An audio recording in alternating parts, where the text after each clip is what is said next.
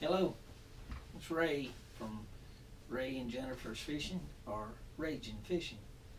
What I'm doing today is going over my baits since it's January here in South Carolina, cold, raining today. Um, Still pretty good fishing weather because in South Carolina it doesn't get too bad, but I have to work later this afternoon, so it's a good time to go over some things in the tackle box. Prepare them.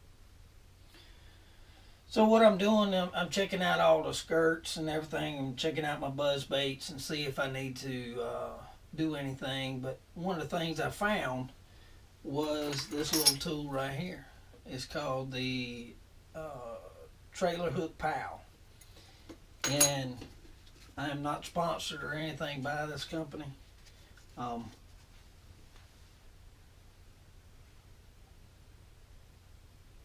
it is designed to be used like that.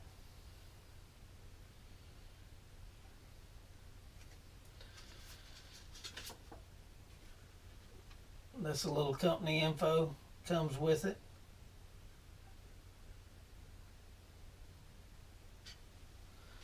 And what I am doing is checking my trailer hooks, checking my skirts. Already did it on my spinner baits. I am doing it now on my buzz baits. Show you how this little trick works. Basically, what you do is take your trailer hook, and I'm gonna do it without a skirt on one so you can see exactly how it works.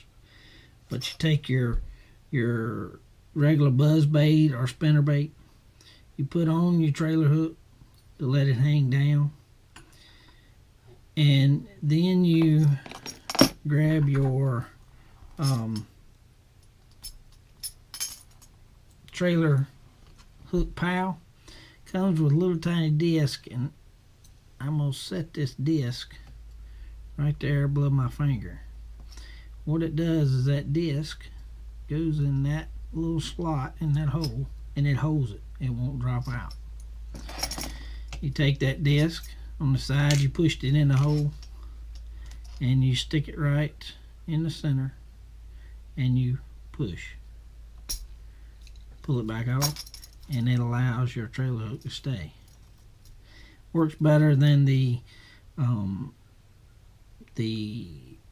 pieces of tubing, unless you want to make it stay in one spot.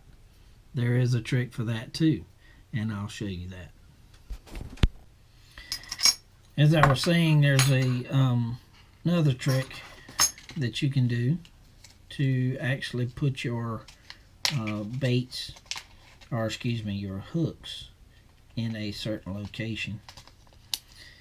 Instead of using the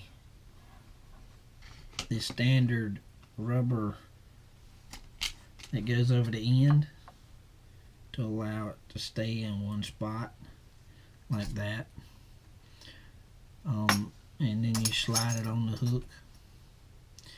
What you can do is you put your little trailer hook pal keeper on. You actually put it on first. Most of the time I do not do this. I let my trailer hooks float, but if you need it to